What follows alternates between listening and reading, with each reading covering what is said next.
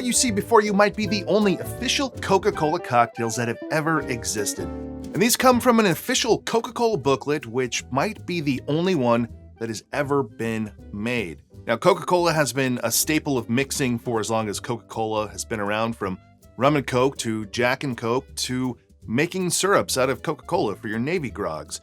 But none of those drinks or recipes come directly from Coca-Cola. Now, a few years ago, I found a recipe booklet for 7-Up, and I made some of those drinks here on YouTube. And I knew after I found that 7-Up pamphlet that I needed to find one for Dr. Pepper and Coca-Cola. The Dr. Pepper one was harder to locate, but I did find just one. And as for Coca-Cola, it seemingly did not exist. And other than this booklet that I have right here, I don't think any other official Coca-Cola cocktail recipes exist. And that's probably for two very important reasons. First, Coca-Cola doesn't need it. They're the most iconic brand in the world. They are above some of these promotional materials, or at least maybe they are. And the other reason, which is definitely the more important reason, is that Coca-Cola has a history and a background of temperance. Yes, that is ironic because it was originally made with trace amounts of cocaine, but at that time, it was still seen as the safe alternative to alcohol. John Pemberton's first drink was a wine tonic that did contain alcohol, but early prohibition movements are likely responsible for the creation of the Coca-Cola that we know of today, or at least the first versions of it. In 1885, Fulton County approved a referendum to prohibit the sale of alcohol, so Pemberton needed to develop something new, and it was in May of 1886 when the first version of Coca-Cola was served at Jacob's Pharmacy in Atlanta. And this Coca-Cola was marketed and sold as a temperance drink throughout Prohibition, which begs the question, how was I able to find an official, older historic cocktail guide from probably the 1960s? Well, this guide is in German. And as far as I know, there have never been any official Coca-Cola cocktail guides in English, but I could be wrong. I've only been looking now for a few years, and there may be one out there. If you know of one, let me know in the comments below. Now, Coca-Cola did not stick to its temperance roots forever. By the 1970s and maybe earlier, Coke is being marketed alongside Bacardi rum, and they've more recently collaborated with brands on ready-to-drink cocktails. But as for our German cocktail guide, I have gone through and translated all of these cocktails the best I could, and picked out some of the ones that I think are the most interesting that I will share with you now or in just a moment. But please keep in mind that they are not advanced cocktails. They're not super interesting in their ingredients, but they may very well be the only official Coca-Cola cocktails out there. And the theme of this booklet is all about taking a break. So we're starting with a drink called the Pickelchen. And I'll be building this one in the glass, and I'm starting with a 1/4 ounce of lemon juice, a 1/4 ounce of a raspberry syrup, and I will be using this raspberry syrup from Liber & Co., who is sponsoring this portion of today's video. They make high-quality syrups from raspberry to grenadine to orgeat to toasted coconut, and so much more. So if you're interested in picking any of these up, check the link in the description. Now I'll add 1 ounce of gin,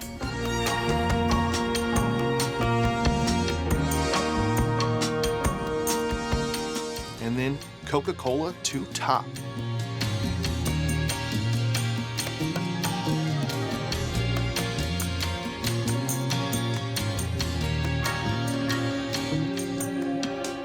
All right, let's try it. Cheers. I think we're starting off pretty good. That little bit of lemon juice helps just liven it up, give it a little bit of freshness, a little pop of acidity. But the raspberry, and it's only a small amount, we just 1/4 ounce there. I don't know if you are watching this video, you might love Coca-Cola. A few years ago, now maybe over 5 years ago now, Coca-Cola came out with, I think it was called Starburst, Starlight, or something, that was supposed to taste like outer space, and it had like I thought it was like a raspberry flavor to it. That's really good with Coke. That combination of raspberry and Coca-Cola is great together. Now, I'm not expecting all of these to be good. In fact, I expect them all to be average or even below average, even though we're starting off good here. But this video is not about fixing these or changing them, just about what they are.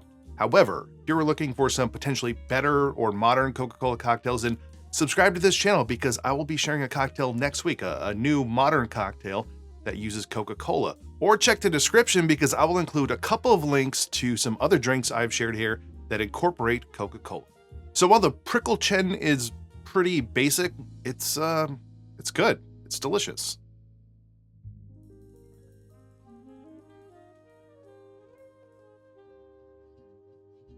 All right, our next drink is called Bolero, and we will be using vodka and apricot. I'm going to start with half an ounce of an apricot liqueur, 1 ounce of vodka, and then Coca-Cola to top.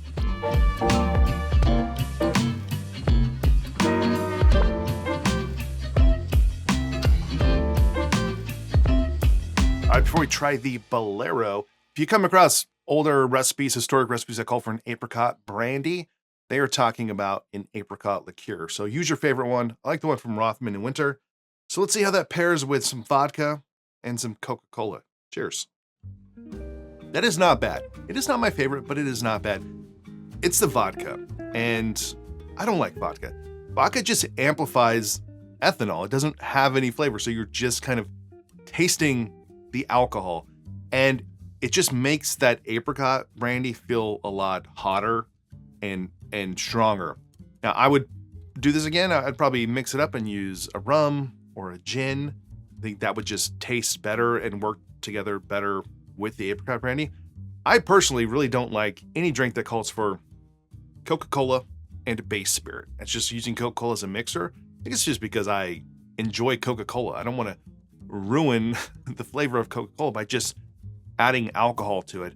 But when you can add a liqueur, like a fruit liqueur, or you're adding just a little bit of citrus and a little bit of citrus and fruit liqueur like we had in our first drink, that works great because you get a lot of the complexity of Coca-Cola, and you get more than just Coca-Cola and booze. So you might like that. I just personally not a fan of rum and Coke or Jack and Coke or anything and Coke on its own. I want something else in there, and this is almost there. I just don't like vodka. So if you like vodka, you might like this, or if you have a favorite vodka, but I would probably switch it up and just use something else instead.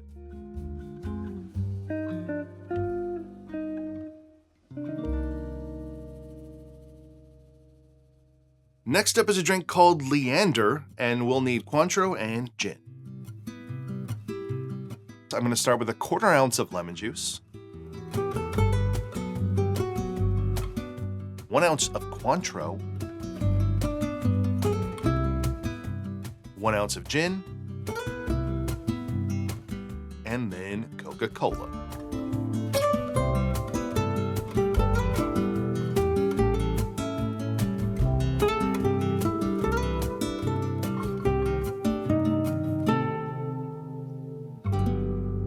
All right, another Coca-Cola cocktail. This one's probably the most interesting today because we get some juice, we get a liqueur, and we get a spirit.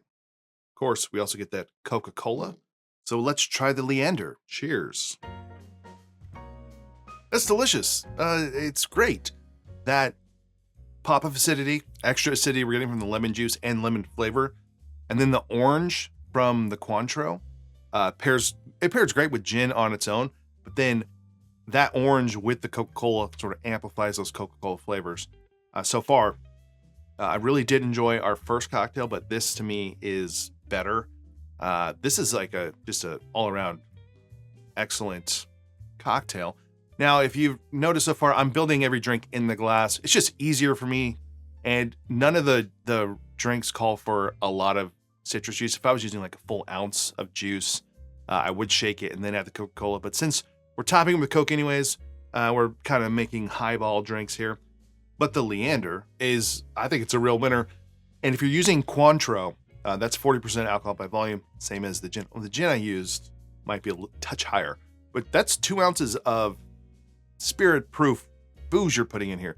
So it really comes across as like a real cocktail, not one of these mid-century smaller drinks. So this is something that if you love Coca-Cola and you also enjoy some gin and some Cointreau, I don't see why you wouldn't absolutely love the Leander. Final drink today is the Mexico Punch. Apple juice, gin, and rum. What could go wrong? We're going to start with 1 3/4 ounces of an apple juice, and I'm using the best apple juice that there is, Martinelli's. The recipe calls for a splash of gin, 3/4 ounces of rum, and then we're going to top with, of course, Coca-Cola. All right, let's try the Mexico Punch. Why it's a Mexico Punch, I don't know. Cheers. It's okay. The apple juice is pretty faint.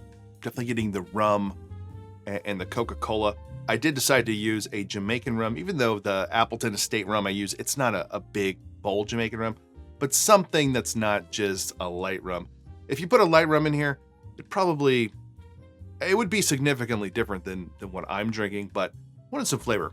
Overall, though, I just don't think it works that well. It's a lot of apple juice, a lot of Coca-Cola. I think the drinks that we had before that have some acidity or more acidity than just apple juice, and then a liqueur are just working better than this one. This is probably my least favorite that we've had so far by a pretty good margin. I think the first 3 were all pretty decent to maybe even very good. And this one's definitely below average for me.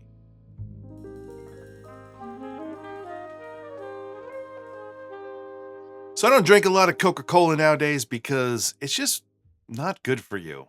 But then again, if you're looking at these drinks in front of you and all this stuff right here, none of it is good for you.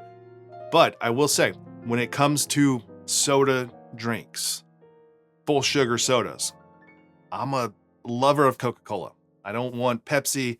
I don't want Sprite. I don't want anything. I just want Coke. If I'm going to have one, I want Coca-Cola. And I was worried that all these drinks would not live up to Coca-Cola on its own, which I love. And some of them did. And I would say that this one right here, the Leander, is my favorite today by far.